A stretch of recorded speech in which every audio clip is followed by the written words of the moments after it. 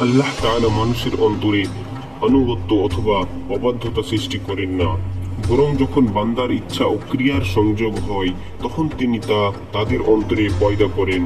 কোনো কাজের জন্য কাউকে বাধ্য করা হলে প্রকৃতপক্ষে কাজটি যে বাধ্য করলো তার, যেমন কোনো মুমিনকে কুফরি কালাম উচ্চারণ করতে বাধ্য করা হলে সে যদি তা করে এবং তার অন্তরে ইমান দৃঢ় থাকে তাহলে সে ইমানদার, আর যে তাকে বাধ্য করলো কুফরি তার। কিন্তু একজন মুনাফিক বাহুত্ব ইমানের কথা বলে, আসলে তার অন্তরে রয়েছে কুফর। এখানে স্বেচ্ছায় যা সে করলো সে নিফাক হয় তার। কাফের তার কুফরির জন্য যেমন বাধ্য নয়, ঠিক মুমিনও তার ইমানের জন্য বাধ্য নয়। কাফির ইচ্ছা করেই কাফির করছে, কুফরি তার কাছে কাম্য, আর মুমিন ইচ্ছা করেই মুমিন হয়েছে এবং ইমান তার কাছে প্রিয় ও কাঙ্ক্ষিত। এ কথাই সূরা রুম আয়াত নম্বর 32-এ বলা হয়েছে, প্রত্যেক দলই নিজ নিজ মতবাদ নিয়ে উৎফুল্ল।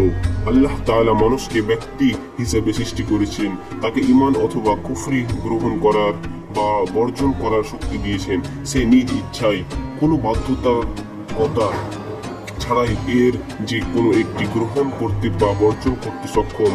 যে কুফরি করে আল্লাহ তাকে কুফরি করা অবস্থায় কাফির হিসেবে জানেন, আবার যখন সে কুফরি পরিত্যাগ করে ঈমান আনে তখন তাকে মুমিন হিসেবে জানেন। তার এই জানার তারতম্যে তার শাশ্বত জ্ঞান ও সিফাতকে কোনো পরিবর্তন হয় না। যে পরিবর্তন হয় তা সৃষ্টিতে সময় ও স্থানের পরিবর্তনের কারণে।